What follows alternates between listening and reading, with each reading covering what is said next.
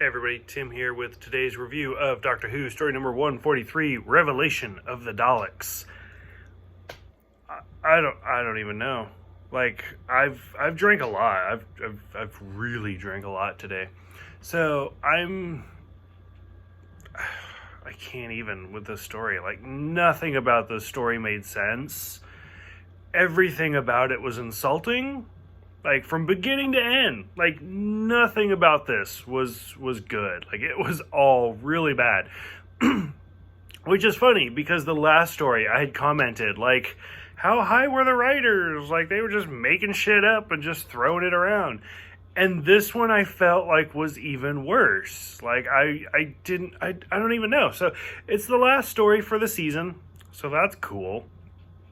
Which it's also the last of the 45-minute episodes until we get to the new Who, which is kind of interesting. After this, it was like for like one season that they were like, let's do an hour long.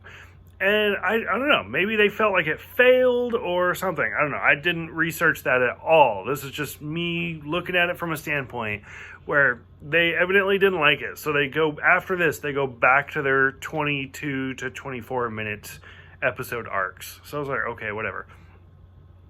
The first part of this, it's nothing but the Doctor calling Perry fat.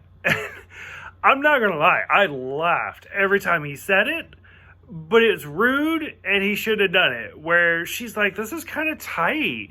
And he's like, well, you eat too much. And she's like, well, lift me up. And he's like, I'd be lucky to lift you with the amount that you weigh. And I was like, what the fuck? Like, it was, wow, it was insane. The radio DJs, like, why? Why is that a thing? Why did that need to be a thing? I loved Lighter Shade of Pale was playing in the background. Like, The 10th Kingdom is one of my favorite movies, and anytime I hear the Lighter Shade of Pale, I always think of that movie. So, little trivia about me. The Doctor comments how he's like 900 years old at this point, which I meant to keep like a running tally of how old he is, but I stopped after the third Doctor was like thousands of years. And I was like, doesn't matter. So evidently he's roughly 900 years old. Davros is ahead at this point, and I was like, oh, okay, why is this a thing? We see the new character of Kara, who is absolutely exquisite, just exquisite, which is a great reference. If you got that, if you didn't, oh well, it's okay. The DJ talks about how when he's like, is that your real accent? And Perry's like, yeah. And I was like, no, it's not. And even, I gotta say, I think the DJ's accent is actually better than Perry's accent. Because I think, like, as an American, I don't know, like, I could do a really terrible British accent. I could do a really terrible Australian accent. I think I'm actually pretty good at Canadian. But as an American, and as an American who has lived in all parts of the country, like literally all parts of it, I can usually fake my way through pretty much every American accent pretty well. Not fantastic, but pretty well. And like that's the thing, is a lot of like the cowboy southern accents are so over the top that seems to be like the usual go-to. If you're going to make fun of an American, like, let's do the southern accent because they're so easy. And it's like, I mean, as somebody who lived in the South, we could tell, like, we're like, yeah, that's clearly fake. But I mean, it's not bad, but it's fake. So it's like drinking Diet Coke. Like, that's not real, but I'll still drink it, whatever. So when the DJ is just like, this is based off of America. And I'm just like, is it? And he's like, your accent sounds great. And she's like, well, it's not fake. It's real. Is it? Like, I don't know. The whole thing was so, like, I don't know. Like, is that how British people perceive Americans? Like, I can only imagine how many British people watch, like, these reviews of mine, and they're like, what the fuck is this guy doing? And I'm like, well, I'm smoking a lot, and I'm drinking a lot, because it's hard to get through your show. So, it is what it is. The best part about this review, took us, 22 fucking years to get to this point.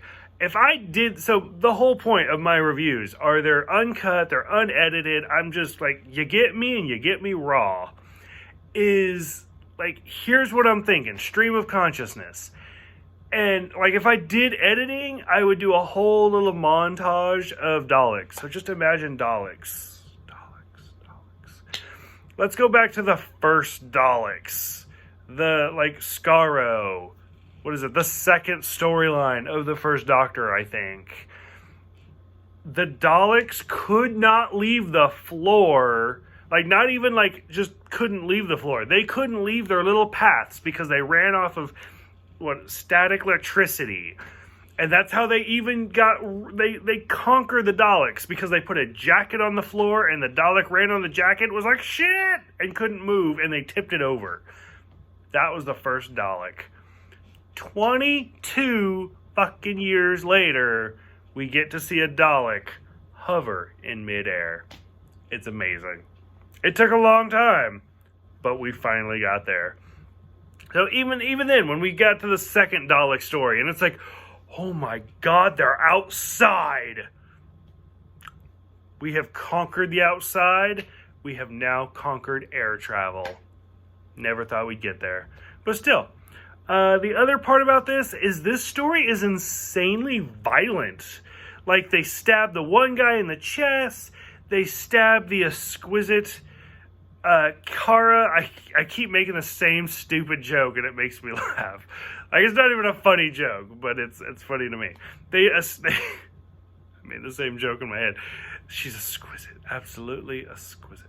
They stab Kara, like, in the chest with the blade. The Davros gets his hand blown off. They kill the Daleks with rock and roll music, and again, I was like, fucking serious?